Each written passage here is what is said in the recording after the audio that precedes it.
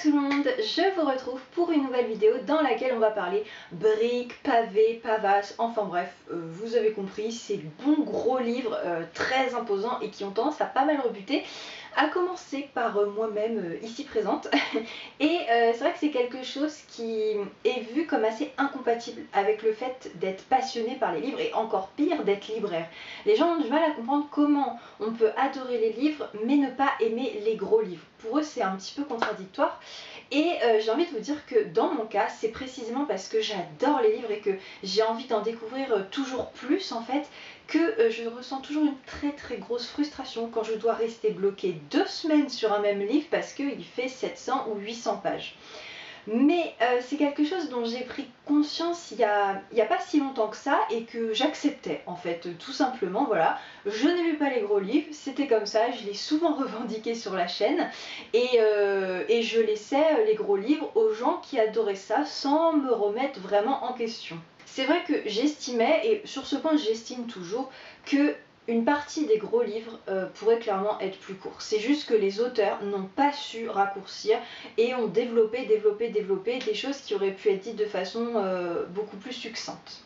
Mais force m'a été de constater, c'est dur de dire dans ce sens-là, que il y a des livres qui sont gros pour de bonnes raisons, c'est-à-dire que c'est juste qu'ils développent une histoire qui a besoin de beaucoup de pages pour se mettre en place, que ce soit une intrigue très riche ou qui a beaucoup de personnages, il faut laisser de la place à chacun des personnages, développer tout ça. Et j'ai donc commencé à revoir ma façon de penser suite à la lecture de 2 pavés que j'ai fait cet été. Si vous voulez, moi jusqu'à présent, je lisais un pavé par an durant l'été. Et voilà, ça m'allait très bien, je n'avais toujours pas changé d'avis sur la question et c'est tout. Et puis là, voilà, ces 2 livres, ils m'ont vraiment fasciné l'un et l'autre, mais pour des raisons complètement différentes. Et je me suis dit, bah, ma fille, il va peut-être falloir que tu admettes qu'en fait, les pavés, c'est pas la mort, quoi. Oui, tu peux aimer les pavés. Si toi, qui les as toujours détestés, tu peux aimer, ben tout le monde peut aimer en fait.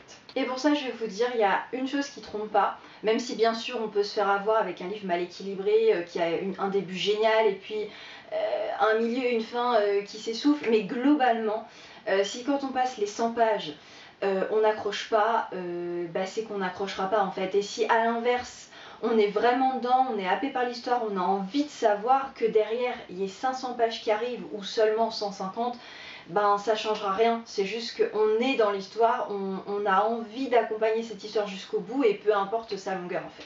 Si, il faut dire ce qui est. C'est vrai, les pavés, ça peut être des lectures géniales, je vous jure. Et pour ça, je vais vous présenter donc les 2 pavés qui m'ont un peu réconcilié avec les gros livres. Et je vais démarrer tout de suite avec celui qui m'a vraiment le plus emporté. Il s'agit des Déracinés de Catherine Bardon, publié aux éditions Pocket, qui est le tome 1 d'une saga en 4 tomes, je crois. Je crois que le dernier là qui est sorti en début d'année, c'est le dernier. Ce roman fait donc 750 pages, voilà, et il me fait de l'œil depuis sa sortie. D'autant plus que les tomes suivants sont plus petits, le deuxième fait 500 pages et ensuite ils font 300, enfin on retrouve un nombre de pages correct pour la moi d'avant. Et puis voilà, j'avais cette espèce de barrage à la saga de 750 pages, comment je vais faire quoi. Et puis voilà, l'été est arrivé, et je me suis dit, bah écoute, ça va être ton pavé de l'été. Voilà, motive-toi, challenge, tu peux le faire. Et j'ai tellement bien fait. Mais j'ai tellement bien fait, bah, comme vous vous en doutez, puisque je vous fais une vidéo pour vous dire que j'ai été réconciliée.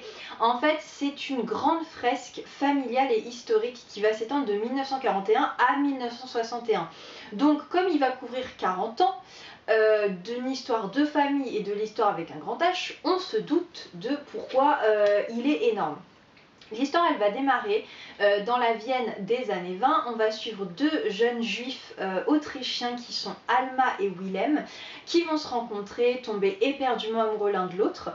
Et l'histoire va arriver. Voilà, l'histoire avec un grand H, puisque Hitler va accéder au pouvoir et on connaît les conséquences que ça a pu avoir en Autriche et surtout sur les juifs. Leurs vies, elles vont basculer progressivement d'abord et puis très rapidement d'un coup quand tout va se mettre en place. et leurs familles vont se dispatcher, exploser, et ils vont être obligés de fuir en fait l'Autriche. Et va démarrer à ce moment-là pour eux un très très grand périple qui va les mener de pays en pays jusqu'en République dominicaine où, fait méconnu de l'histoire, le dictateur Trujillo a accueilli les juifs qui fuyaient le nazisme pour peupler son île et la développer puisque tout y était à faire. Et ce qui n'était pas dit à l'époque, c'est que Trujillo souhaitait blanchiser sa population et il voyait d'un très bon œil tous ces juifs bien blancs qui pouvaient venir aider à ce projet. Voilà. Et d'ailleurs, si vous voulez en savoir plus sur Trujillo, petite parenthèse, je vous en ai parlé dans ma vidéo hommage aux sœurs Mirabal que j'ai publiée en fin d'année dernière, donc je vous laisserai la vidéo en barre d'infos si ça vous intéresse. Mais c'était clairement l'un des dictateurs les plus sanglants de l'histoire et savoir qu'il a sauvé des gens d'un autre dictateur, enfin c'est un peu l'ironie de l'histoire si vous voulez, de se dire qu'il les sauvait eux alors qu'il en massacrait d'autres à côté. Mais bref, là n'est pas le sujet. Le fait est que ce livre, il m'a emporté parce que en fait, il va parfaitement bien développer la vie des personnages, leur caractère, tout ce qui va pouvoir leur arriver. Ils vont fonder une famille, ils vont se faire des amis, ils vont rire, ils vont pleurer, ils vont avoir des chagrins, des peines, des deuils, c'est vraiment 40 ans de la vie d'un couple qu'on va suivre dans ce livre, et autour de ce couple va y avoir la grande histoire et on va apprendre tellement de choses sur tout ce qui a pu se passer pendant ces 40 années. Moi il y a plein de choses que j'ai apprises que je connaissais pas du tout et voilà, honnêtement je trouve que les chapitres sont courts, c'est rythmé, en plus on sait toujours où on est, il y a les années, les lieux, même s'il y a beaucoup de personnages, je trouve qu'on se perd pas, c'est rythmé, mais c'est cadré, enfin voilà, vraiment, ce livre, c'est vraiment un petit bijou, et en plus, c'est vachement accessible, je trouve, en termes d'écriture. Pour moi, c'est vraiment le genre de roman historique que tout le monde peut lire, même quelqu'un qui sur le principe n'aime pas trop l'histoire. Je veux dire, de base, ça reste quand même l'histoire d'un couple, avant de raconter l'histoire du monde à cette époque-là. Donc voilà, et puis surtout, la République dominicaine, c'est quand même un territoire qui est assez méconnu, et moi j'ai appris plein de choses, même si bon, de par mes études je connaissais, j'avais une dominicaine dans ma classe qui nous a expliqué plein de choses sur son île, mais voilà, donc si vous voulez, je me suis lancée comme ça en me disant bon ben on verra bien, et puis j'ai été happée et je me suis surprise moi-même. Tous les soirs j'avais qu'une envie, c'était de rentrer, de prendre mon bouquin, et j'étais dedans, enfin chaque soir, mais honnêtement je l'ai bouffé, je sais pas, je lisais 100 pages par soir quoi, le truc qui m'arrive jamais. Ça se lisait super vite, je voulais savoir qu'est-ce qui allait leur arriver, et voilà, et au final le livre aurait pu faire encore des centaines de pages, ça m'aurait pas dérangé, et il me tarde de lire la suite. Donc si vous voulez, j'ai enfin ressenti et compris ce que les gens qui adorent les gros livres m'ont toujours dit, ce côté où en fait on est bien dans une histoire et on adore le fait qu'elle dure sur des pages et des pages parce qu'on n'a jamais envie de la quitter. Ben voilà. Voilà, on peut dire merci à Catherine Bardon de m'avoir enfin réconciliée avec les gros livres. J'en étais donc là et je me suis dit bon bah maintenant il reste à confirmer. Est-ce que oui ou non je suis réconciliée avec les gros livres? Et donc j'ai décidé de me lancer dans un autre livre qui est aussi un tome 1 et qui me fait aussi beaucoup de l'œil depuis qu'il est sorti. C'est le tome 1 de la saga des Cazalet d'Elizabeth Jane Howard, publié aux éditions de la Table Ronde et intitulé donc pour le tome 1 Été anglais. Alors celui-là il est traître parce que en fait on dirait pas du tout, vu que le papier est très fin, que c'est un pavé, mais il fait quand même 550 pages et c'est écrit comme ça, et il y a genre 3 chapitres si vous voulez, donc faut y aller quand même. Et donc ce livre, je pense que vous en avez entendu parler parce que on l'a vu absolument partout, et en plus il y a un nouveau tome là qui va sortir en octobre, donc on va encore le revoir partout, les couvertures sont sublimes, enfin bref, il a tout pour faire envie, mais il fallait que le contenu suive aussi. Et donc, si vous voulez, c'est un peu le Downton Abbey de la littérature pour moi, parce que on va suivre une famille aristocratique anglaise. Je pense qu'on peut dire aristocratique, moi en tout cas je les vois comme ça, durant 2 étés, en 1937 et en 1938. Et ce qui est assez incroyable avec ce bouquin, c'est que je vous disais que voilà, avec les gros livres on se rend vite compte, si on rentre dans l'histoire, au bout de 100 pages, machin, truc, voilà. Et sauf que pour qu'on rentre dans un livre, bah, il faut qu'il se passe des choses et ça passe par pas mal de péripéties, enfin je sais pas, un rythme. Et là-dedans, il n'y a pas tout ça. Pas du tout. En fait, il se passe rien. Voilà. Juste, on suit une famille. Et entre tous les membres et les domestiques, on est à une vingtaine de personnages, je pense. Et donc bah forcément, comme on passe de l'un à l'autre, bah, il faut le temps de revenir chacun sur un personnage, tout ça, pour bien les développer. Et puis c'est tout quoi, voilà, on suit leur quotidien, leurs envies, leurs secrets, leurs pensées, tout ça, c'est très descriptif. Du coup, bah c'est lent. Voilà, et là vous devez vous dire, bah alors du coup, t'as lâché l'affaire au bout de 50 pages, eh ben non, non.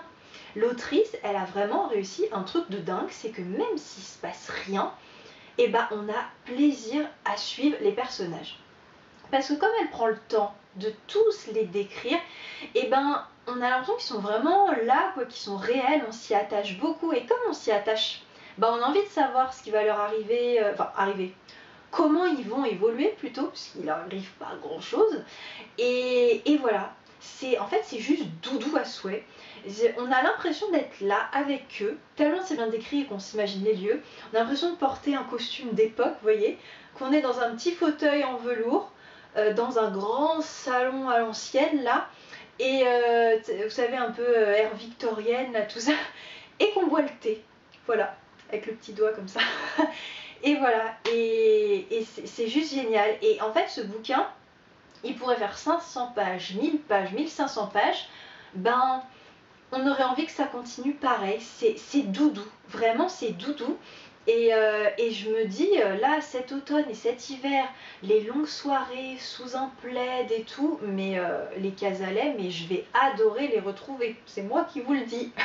Donc, comme quoi, celui d'avant, bah, il m'a happé parce qu'il se passait plein de choses, mais un roman, un pavé en tout cas, peut être très bien, même en ne racontant pas énormément de choses, juste en ayant des personnages auxquels on s'attache avec une ambiance particulière qui font qu'on est là et qu'on a envie d'être là pour les 3 tomes qui arrivent, quoi. Petite parenthèse quand même, avant de terminer avec ce livre, si vous n'aimez pas les descriptions, pavé ou pas, ne vous lancez pas, hein, ça va de soi, parce que vous n'aimerez pas. Pour conclure cette vidéo, je voulais juste vous dire que ne faites pas la même erreur que moi, ne restez pas bloqué face à des pavés, arrêtez de toujours les écarter systématiquement quand vous cherchez de nouvelles lectures.